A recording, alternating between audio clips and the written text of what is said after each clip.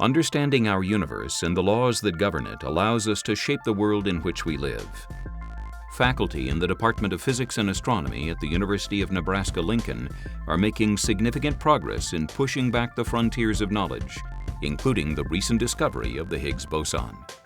This discovery led to the 2013 Nobel Prize in Physics for François Englert and Peter Higgs for correctly predicting the particle's existence. But the story of the impact of American researchers doesn't end there. Mankind has asked certain questions for as long as anyone can recall. Questions of life, death, existence, and the very nature of the universe itself. While not all such questions have been answered, there are some for which science has made tremendous progress. For instance, we now know that the universe began about 14 billion years ago in an unimaginable explosion called the Big Bang. The universe has been expanding and cooling since then, leading to the familiar world in which we live. Another question about which we've learned a lot over the past few hundred years is the ultimate nature of matter itself. Abandoning the now discredited elements of earth, water, air, and fire, we are now certain that matter is made up of atoms. Atoms are made of protons, neutrons, and electrons. And the last 30 years has taught us that even the protons and neutrons are made of smaller building blocks called quarks. When you combine these building blocks with 4 known forces, we can describe everything in our universe. These forces are gravity, electromagnetism, and the strong and weak nuclear forces. However, not all mysteries have been solved. We have discovered a substance called antimatter that is the opposite of ordinary matter. The problem is that we see a lot less of it than we expect. We don't know why. Further, it is quite possible that quarks and leptons are not the smallest building blocks of the cosmos, and it's equally possible that there are other forces still to be found. Until recently, scientists could only speculate on the origins of mass, and it was only in the summer of 2012 that it seemed that we might have finally answered that question with the discovery of a particle called the Higgs boson.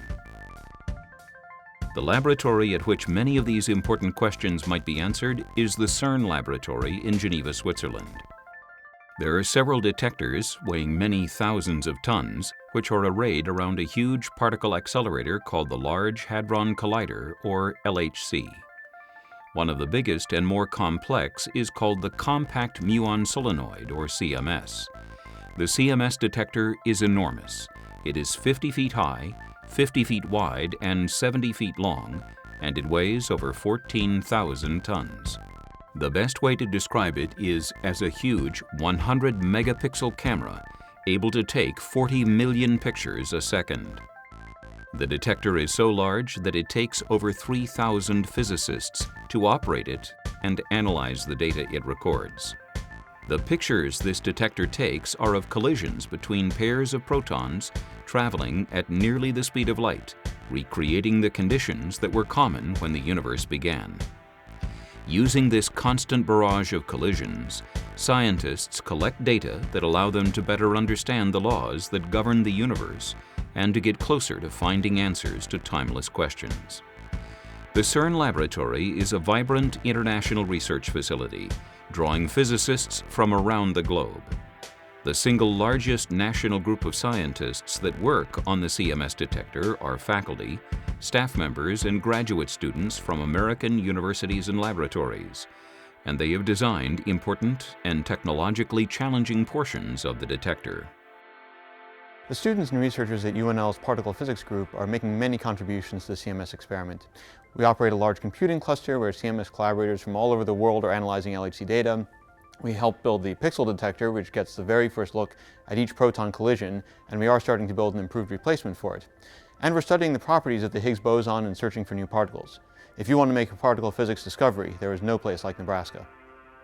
Significant technical work was performed inside the U.S., although eventually all the components and many of the researchers traveled to CERN. Once at CERN, scientists consult with colleagues from around the world. Scientific results are critically evaluated in large meetings and in small groups.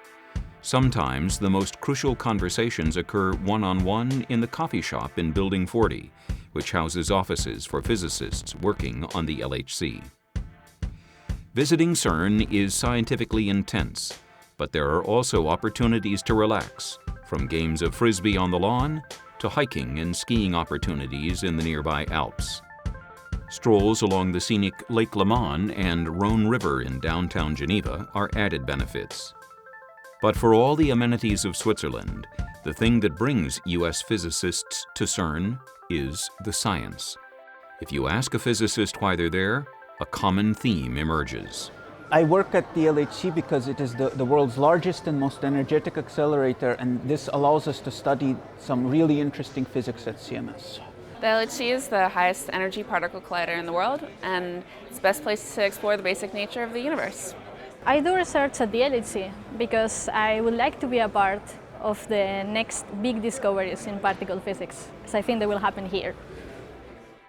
Over the next decade, the LHC and the CMS experiment will be probing the very frontier of knowledge. While the observation of the Higgs boson was the first discovery that will go into the textbooks, it certainly won't be the last. CMS is an international collaboration filled with world-class caliber minds, and researchers from the University of Nebraska-Lincoln will continue to play crucial roles.